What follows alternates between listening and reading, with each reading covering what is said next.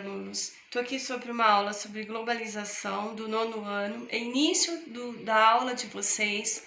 Espero que vocês prestem atenção, porque é uma aula fundamental para seguir o 9º ano e também para os outros anos que vierem. É uma aula para o ensino médio que ajuda muito e quem vai prestar concurso também é importante. Vamos observar a tela então. Globalização. A palavra globalização vem do termo global. Foi instituído nos anos 90 por um geógrafo, aonde ele remetia que todos os países estavam juntos em uma fase de junção. Hoje a gente tem o chamado capitalismo. Esse capitalismo é o que corresponde a essa fase da globalização. Então, a fase avançada, o que é a globalização? Fase avançada do capitalismo. Eu tenho uma troca de mercadorias e informações, pessoas entre os países do mundo. Então, vamos dar um exemplo bem claro. Infelizmente, a gente está vivendo essa época de pandemia, nada mais claro que a fase de uma globalização, porque essa doença começou lá na China e ela vem até os dias atuais, né? Ela vem chegando para todos os continentes, ela espalhou. Por que ela espalhou? Porque ninguém vive sozinho mais no mundo. As pessoas fazem troca de mercadorias, as pessoas comercializam, ou seja, as pessoas viajam muito. E essa viajar de um lugar para outro é que corresponde à fase do capitalismo. O que é o capitalismo? O capitalismo vem de capital, dinheiro. Então, assim, nós vivemos numa fase de capitalismo onde você troca as mercadorias, você vende as mercadorias, elas são financiadas, elas são trocadas até via internet. Então, a globalização atual, ela corresponde a uma fase avançada do capitalismo, certo? Gravem bem, onde todos os países e pessoas, elas estão integradas. Outro. O que a globalização está ligada? Desenvolvimento de novo, desenvolvimento do capitalismo. Deixa eu passar uma imagem para vocês vão entender um pouquinho melhor. Essa imagem. Eu coloquei aqui, 1600 a 1800, pode ser 1840, 1500 aqui tá, né? Representa 1600.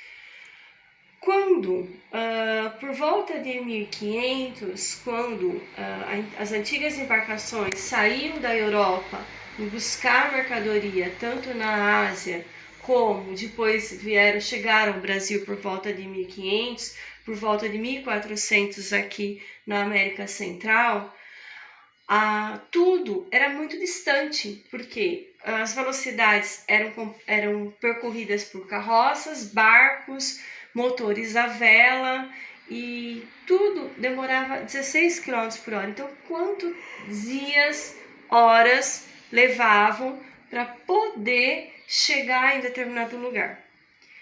Esse é o início do capitalismo. Mas como que inicia? Com as trocas de mercadorias no mundo. Na segunda imagem, aproxima mais, por favor. Na segunda imagem,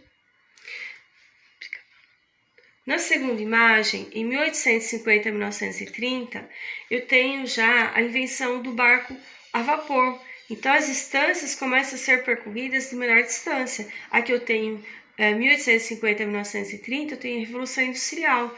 Os barcos começam a ser interagidos e eles começam a percorrer distâncias que antes eram menores, quer dizer, percorridas em maior tempo, muito mais dias, mas elas começam a percorrer muito mais quilômetros. 1950, eu tenho aviões a hélice. Eu fazia aqui, gente, olha a diferença. Eu já tenho 600 km por hora. Então, quer dizer, o meu mundo, ele tá o quê? Em processo de encolhimento.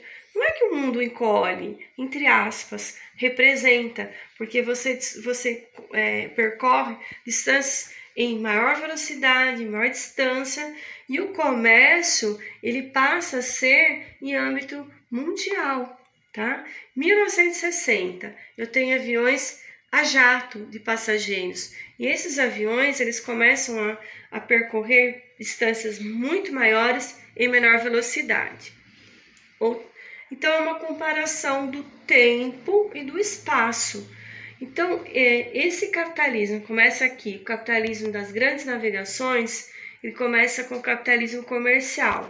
E quando ele chega aqui, eu já tenho o capitalismo passado pela indústria, capitalismo comercial, do comércio entre os países, barco, capitalismo industrial, onde tem a indústria.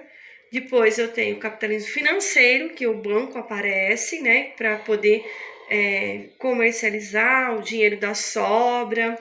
E nesse último é a fase avançada do capitalismo, onde eu tenho distâncias menores, eu tenho o dinheiro comercializado via internet, eu tenho o dinheiro virtual, eu tenho muito mais agilidade. Instituições financeiras, um banco daqui do Brasil pode fazer comercialização qualquer banco de outro mundo.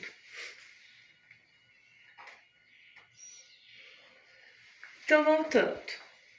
Globalização que corresponde troca de mercadorias, informações e de pessoas. Se alguém perguntar para vocês o que vocês, alunos, entendem sobre globalização, minha professora explicou, é a troca de mercadorias no mundo atual. Agora nós vamos entender pessoas, essa fase avançada das epidemias, da pandemia que nós estamos vivendo, né? Que epidemia é local, só que como globalização a gente vive uma fase de pandemia, ou seja, um vírus ele se tornou mundial. Então isso corresponde ao capitalismo. Essa troca também de informações, um exemplo para vocês é as vacinas, né, que são fabricadas em vários países, mas que estão sendo aplicadas. Voltando, globalização corresponde à fase do capitalismo atual, troca de mercadorias e de informações e de pessoas no mundo. O que a globalização está ligada? Desenvolvimento do capitalismo. O capitalismo comanda uma fase da economia mundial. Muitos países eram socialistas e passaram a ser capitalistas. Mas professora, eu não entendo o que é socialista. Socialismo é o que vive a Coreia do Norte. A Coreia do Norte é um país fechado, é um país que não é aberto para o mundo, o governo é ditatorial, eles não têm... O que é ser socialista? Todo mundo ganha igual, trabalha igual, o governo é que comanda a vida deles, eles não têm acesso a mercadorias vindas de outros países, apenas da China, por intermédio do governo. Eles não têm acesso a, por exemplo, bens de consumo, eles não são consumistas. Ser capitalista é ser consumista. Ser socialista é não ser consumista. Você ganha do governo, trabalha para o governo, é o que o governo oferece. Isso é socialismo. A globalização, ela está ligada ao capitalismo. Agora, outra coisa, processo científico e tecnológico, integração entre a ciência e a produção. Gente, já se fala a indústria 4.0. O que é a indústria 4.0? É uma indústria que integra ciência mais tecnologia, que ela está ligada à produção. Não tem um desperdício dentro da indústria. O computador ele é tão tecnológico que nada se perde dentro de uma indústria, ou seja, não tem sobra de materiais. Então, a globalização também vai estar ligada para esse processo. Aqui eu entro também a ciência, os avanços na medicina, eu tenho a biotecnologia, quer dizer, a integração entre o estudo sobre as plantas de laboratório, os melhores remédios, os melhores medicamentos, em vista de uma produção. Por exemplo, uma agricultura, ela só vai se tornar produtiva quando ela tem a ciência e a tecnologia, que está ligada à globalização. Essa vocês já viram. Aqui eu quero deixar bem claro para vocês o Nike, o tênis Nike, o exemplo dele, quem criou foi os Estados Unidos. é uma empresa norte-americana. Só que o Nike hoje prefere, vocês estão vendo um monte de tailandesa na Tailândia, prefere fabricar um tênis dentro de outros países, mandar só os desenhos, né? Ainda o designer, o protótipo é feito, por exemplo, o exemplo, né, é feito dentro dos Estados Unidos, mas tudo via internet, eles mandam os desenhos, os engenheiros mandam as formas e é desenvolvido por mãos que trabalham em outros países. Por quê? Isso é um exemplo da globalização. Porque prefere ir lá na Tailândia, com eu não sei quantos quilômetros dá, mas muitas horas de viagem, mesmo de avião, são mais de 16 horas de avião. Por que prefere fazer lá na Tailândia e depois volta para o mundo? Mercado de trabalho, mão de obra barata. Então se faz dentro da Tailândia, depois espalhada para o mundo inteiro. Vocês vão notar em algumas marcas que vocês têm em casa, se vocês olharem na etiqueta, Nike, várias marcas, Adidas, marcas de perfumes importados, que muitas vezes não são fabricados dentro de um país, do mesmo país que instalou, mas em outros, devido à mão de obra barata dessas pessoas.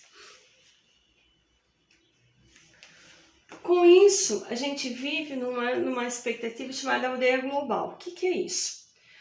Quando você fala em aldeia, remete a uma integração. O que é uma aldeia? Pensa numa aldeia indígena.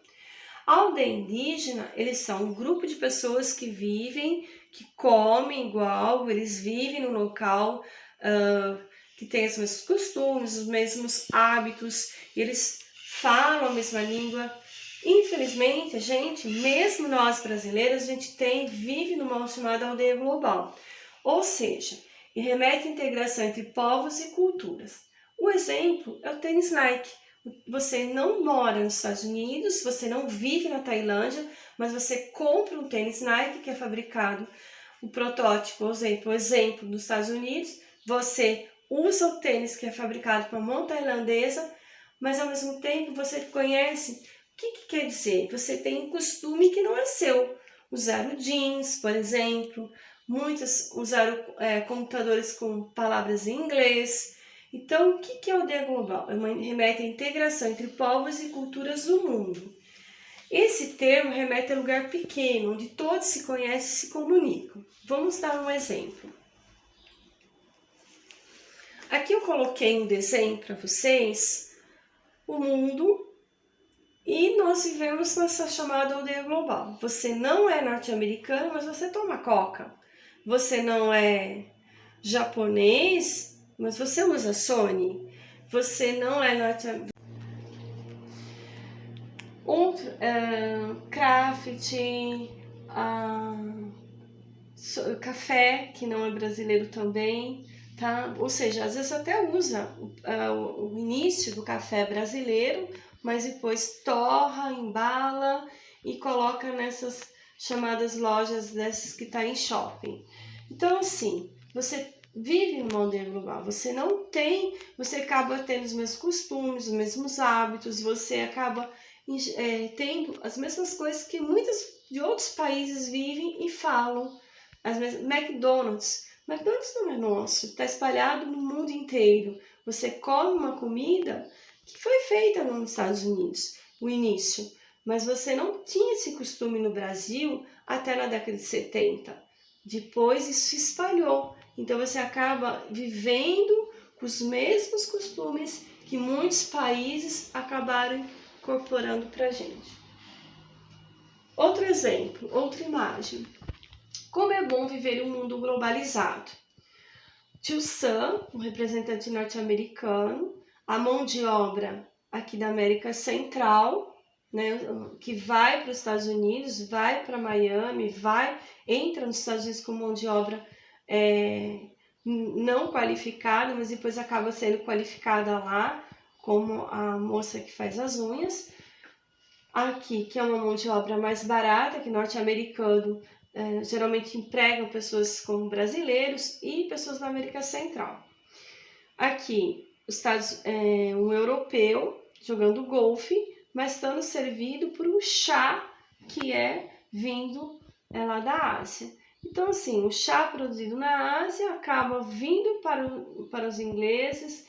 Isso é um mundo globalizado. Você come, você bebe, você tem mão de obra de outros países, você tem uma integração entre os países.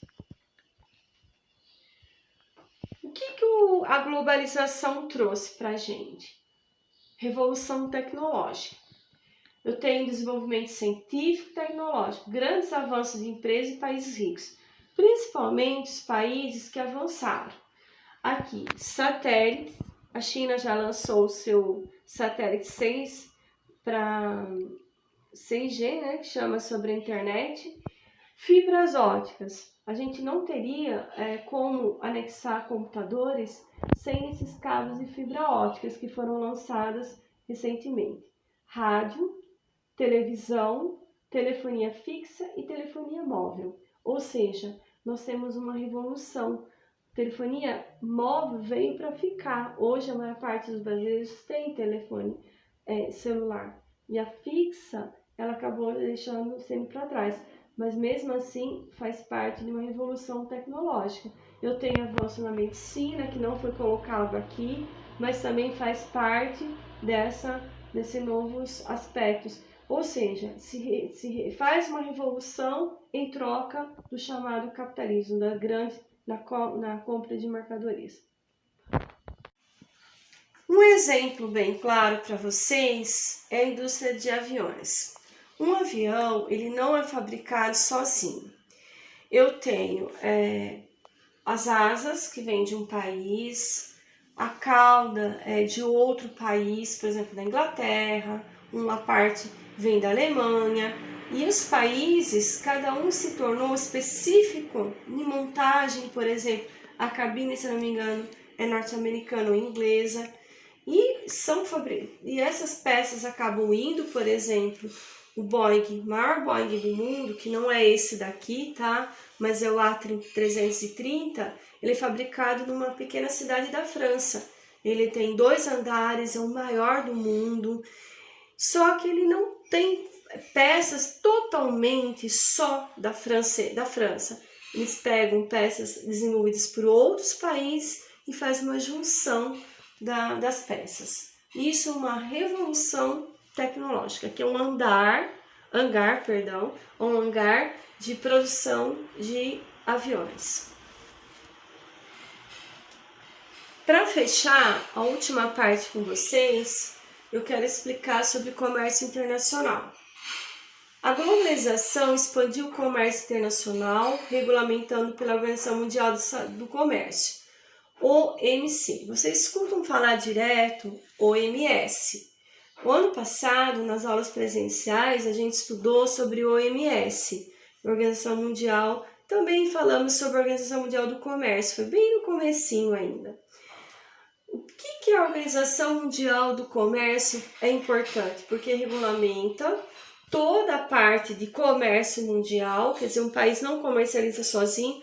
Um exemplo, a soja. A soja ela é uma commodities. O que é uma commodities? Produto que é comercializado internacionalmente. E o valor agregado sempre é em dólar, ou seja, o valor não é em real. Tá? Então, quem produz soja sempre fica na produção, vê a cotação do dólar. E isso é quem organiza? O comércio mundial. Então, a globalização expande o comércio. A soja é um exemplo de produção aqui dentro do Brasil, que totalmente é exportada e vai para a China. É um exemplo de globalização, de comércio internacional. Fluxo de mercadorias. Fluxo é quantidade de mercadorias. Então, grande parte das mercadorias são comercializadas no mundo. Ou seja, eu tenho o suco de laranja, que é produzido aqui, vai para o exterior. O couro, produzido aqui, vai para o exterior fazer sapatos. Ou mesmo sapatos brasileiros, calças norte-americanas. Eles não produzem calçados lá, mas esses caçados de couro saem do Brasil, vão até para a África. Então, a globalização leva empresas instaladas em outros países, são chamadas multinacionais. Por exemplo, a Coca-Cola. Todas as marcas de carros que tem no Brasil não são autenticamente brasileiras. Elas vieram de fora. E a gente chama essas empresas de multinacionais ou transnacionais. O que é isso? Empresa que não tem... O início dela é norte-americana ou de outro país e é instalada aqui. Então, elas são chamadas de empresas transnacionais. Entram aqui todos os fabricantes de televisão, todos os fabricantes de carro. O Brasil não tem nenhum carro tipicamente, autenticamente brasileiro. Ele é fabricado aqui, a indústria ela acaba recebendo o nome indústria brasileira, mas o início dela é de outro país. Um exemplo bem claro para vocês é a Ford, que é norte-americana, está fechando as portas aqui no Brasil. Por quê? Porque os Estados Unidos viu que não deu certo, que não está arrecadando tanto que precisava. Então, eles acabaram fechando a empresa.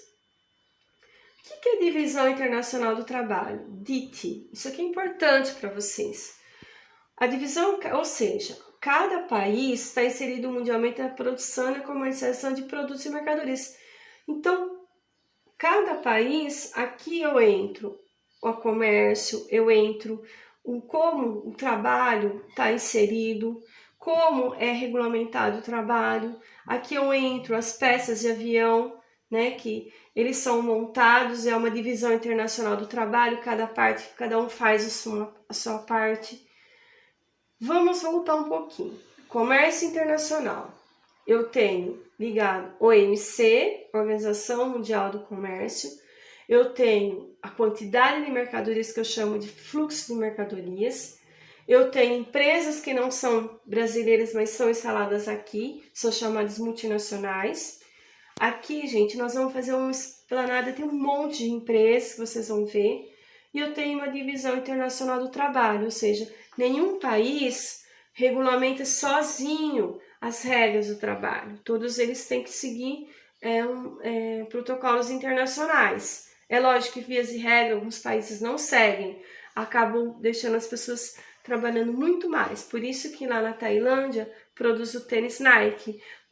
Falta alguns regulamentos, horas extras às vezes eles não pagam. Só para fechar com vocês, eu tenho o Porto de Xangai, o maior do mundo. Isso é uma parte do Porto de Xangai. Cada corzinha dessa é um container. Dentro de um container são milhares ou muita mercadoria, né? Depende do tamanho, que chegam nesses guindastes e são colocados dentro dos navios. Pode ser que um desses ou vários desses é o que vem para o Brasil com as mercadorias. Outro porto principal é o de Roterdã, na Holanda. O porto de Roterdã é o maior da Europa. É aqui onde eles carregam os containers que saem da Europa de mercadorias ou que chegam para a Europa e são distribuídos para a Inglaterra, para a Alemanha, para outros países. É uma porta de entrada de mercadorias. Então, isso também leva ao comércio, é um símbolo do comércio internacional de mercadorias. É um símbolo da globalização. Eu estou encerrando essa aula de hoje sobre globalização. O que ficar de dúvida, a gente vai entrar com vocês numa aula para vocês entenderem. Muito obrigada. Tchau. Fiquem com Deus.